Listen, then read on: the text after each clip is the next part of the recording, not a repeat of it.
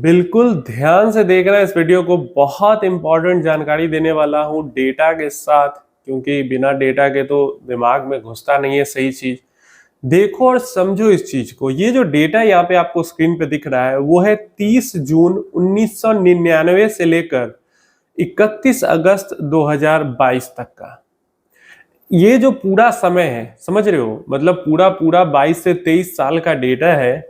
और यहाँ पे आपको पता चलेगा, हमेशा हर कोई आपको कहता है, ये चीज आपने सुनी जरूर होगी लेकिन आपने डेटा कभी देखा नहीं, इसलिए आपको भरोसा नहीं होता है कि अगर आप 5-10 दिन भी मिस कर देते हो अपने इन्वेस्टिंग पूरे पीरियड का, माने 10-20 साल का इन्वेस्टिंग पीरियड है और 10 दिन उसमें जो बेस्ट होंगे वो अगर आप मिस कर देते हो, मतलब आपने डर के पैसा निकाल लिया, या आपने एसआईपी नहीं डाली, या लमसम करने वाले थे लेकिन नहीं किया, लमसम डाला हुआ था उसको निकाल लिया डर के, इस फंड से उस फंड में स्विच करने में 5 दिन बर्बाद कर दिया, तो ये सब चीजें जो होती हैं तो कितना बड़ा नुकसान आपका हो सकता है, लाखों करोड़ों का, वो आपको इस वीडियो के अंदर समझ में आएगा।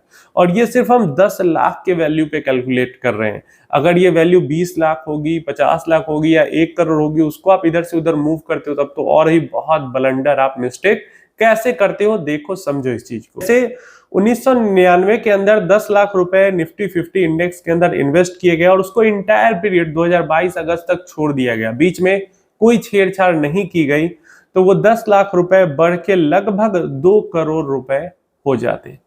क्लियर है? 10 लाख बढ़ के 2 करोड़ हो जाता वो 20-21 साल में, 22-23 साल में, मतलब लगभग। वहीं पे सिर्फ 5 दिन, जो 5 बेस्ट डेज थे जहां पे स्टॉक मार्केट में सिंगल डे में सबसे ज्यादा जंप दिखाया था, वो 5 बस दिन आप मिस कर जाते कैसे भी करके, तो आपका जो कॉर्पस है वो 2 करोड़ से घटकर 1 करोड़ 28 लाख रुपए रह जाता, सिर्फ 5 दिन अगर बेस्ट मिस कर जाते तो। जो 13.9% का रिटर्न है वो गिर के 11.6% पे आ जाता, और कितना बड़ा 70-80 लाख रुपए का लॉस हो जाता सिर्फ 5 दिन मिस करने में, सिर्फ 10 लाख इन्वेस्टेड वैल्यू पे। अगर आप 10 दिन मिस कर जाते, 10 जो बेस्ट डेज थे, किसी भी रीजन से ज्यादा होशियारी दिखाने के चक्कर में, या एक्सपर्ट बनने के चक्कर में, मार्केट को टाइम करने के चक्कर में, या इधर उधर करने के चक्कर में, अगर सिर्फ 10 दिन 10 जो बेस्ट डेज थे मार्केट के वो आपसे गलती से मिस हो जाता, तो जो रिटर्न था, जो 14% जो सिर्फ इन्वेस्टेड था उसको 14% मिला, ये इन आउट करने वालों को सिर्फ 10% मिला। और जो 2 करोड़ से ऊपर रुपए बनते वो घट के 93 लाख रुपीज रह जाते 23 ईयर्स में। समझ में आ रहा है कि 5-5 दिन 10-10 दिन मिस करने से कितना ब्लंडर पोर्टफोलियो, मतलब आधा से भी कम हो जाता। 23 साल के पीरियड में सिर्फ 10 दिन 10 बेस्ट दिन अगर आप मिस कर जाते तो आपका पोर्टफोलियो का जो कॉर्पस है वो हाफ से भी कम जमा होता। अभी तक ये चीज आपने सुनी थी, लेकिन ये आपका डेटा के साथ निफ्टी 50 इंडेक्स पे दिख रहा है।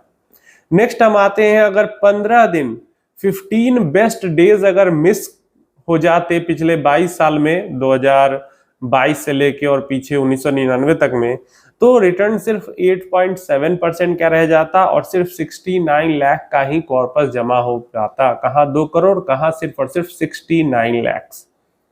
अगर यही 20 बेस्ट दिन, 20 जो सबसे अच्छे दिन थे स्टॉक मार्केट के, वो मिस हो जाते तो 52 लाख रुपए सिर्फ हो जाते और 7.4% का रिटर्न बस बनता।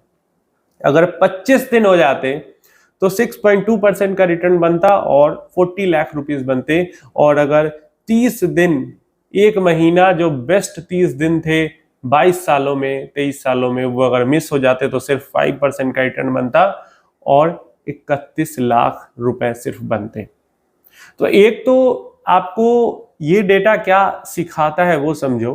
पहली चीज ये डेटा ये सिखाता है कि हमें मार्केट के अंदर में इन्वेस्टेड रहना चाहिए। मार्केट को टाइम करने की कोशिश में हमें मार्केट के अंदर से इन आउट नहीं करना चाहिए। क्यों? क्योंकि एक एक दिन मार्केट के अंदर में बहुत मायने रखता है। अगर 3 दिन आपको इस फंड से उस फंड करने में, जंप करने में चले गए और 3 दिन में से एक दिन भी वो आपके इन्वेस्टिंग पीरियड का बेस्ट डे रहा होगा, तो फिर बहुत ब्लंडर वाला आपका नुकसान वहां पे हो गया। यही डेटा जो है वो हमें मोटिवेट करता है, ये सिखाता है कि हमें अपने इन्वेस्टिंग पीरियड के दौरान में बार बार जंप नहीं करना चाहिए। और क्या ये डेटा हमें सिखाता है? ये डेटा हमें पेशेंस रखना सिखाता है।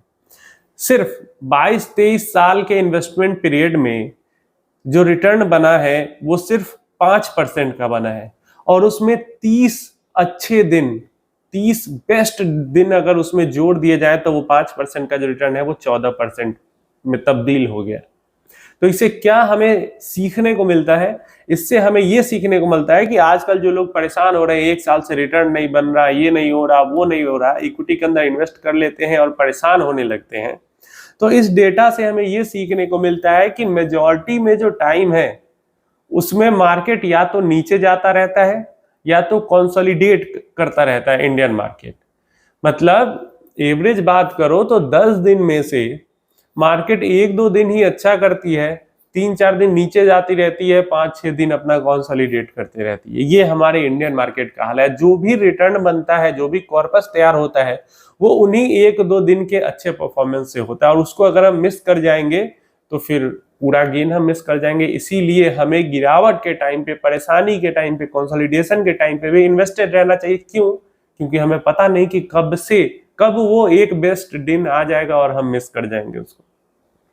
कंसोलिडेशन और गिरावट के फेज में जब हम इन्वेस्टेड रहते हैं मार्केट के अंदर, तभी हम आने वाली रैली का फायदा उठा पाते हैं। 2020 से ही भी अगर हम स्टार्ट करें तो 2019-20 में जो इन्वेस्टेड रहा मार्केट के खराब फेज में, वो 2021 का अच्छा फेज 7-8 महीने का उसको मिला। फिर 2021 के लास्ट से 2023 के जनवरी तक जो बुरे हालात में, जियोपॉलिटिकल क्राइसिस में, इकोनॉमिक क्राइसिस में, इन्फ्लेशन, ये सब के परेशानी में झेलता रहा बाजार को, वो फिर 2023 के फरवरी मार्च से जो रैली स्टार्ट हुई, 2024 सितंबर तक उसको एंजॉय कर पाया। फिर 2024 सितंबर के बाद से अक्टूबर से जो बुरे हालात, ये टेंशन वगैरह शुरू हुए हैं। 2025 सितंबर आ चुका है, अक्टूबर जाए, नवंबर जाए, दिसंबर जाए, या अगला साल जनवरी फरवरी जाए, इस बुरे हालात को जो झेल पाएगा वही 2026 मिड में हो, स्टार्टिंग में हो, या लास्ट में हो, जो रैली स्टार्ट होगी, अगले जितने 8-10 महीने की रैली होगी उसको वो एंजॉय करेगा। पहले से ये पता कोई नहीं कर सकता। डेटा मैंने दिखाया वो 1 महीना, 8 महीने की रैली, 10 दिन की रैली, 1 दिन का सडन जंप, ये सब पहले से किसी को नहीं पता है। और ये कैप्चर करने के लिए हमको बुरे फेज को भी झेलना पड़ेगा। अगर हम बुरे फेज को नहीं झेल पाएंगे तो हम अपना बिगेस्ट डे अपनी इन्वेस्टिंग लाइफ जर्नी का मिस कर सकते हैं। जो भी 30 दिन, 50 दिन, 100 दिन हमारी जो 10 साल, 20 साल, 30 साल की इन्वेस्टिंग जर्नी होगी, उसका बेस्ट डे होगा वो। तो इसलिए बिना इधर उधर की बातों पे ध्यान दिए हुए जो डेटा कहता है उसको समझे, और फालतू का परेशान ना हो। इक्विटी मार्केट है, देश जब तक है तब तक इक्विटी मार्केट रहेगा, इकोनॉमिक साइकिल चलती रहेंगी, ऊपर नीचे चलती रहेंगी। जो परेशान होने वाला शॉर्ट टर्म का पैसा है उसको इक्विटी में डालें नहीं, उसको डेट के अंदर डालें। जो लॉन्ग टर्म का पैसा है उसको इक्विटी के अंदर डालें और इन्वेस्टेड रहें। इसके अलावा आप कुछ नहीं कर सकते हैं।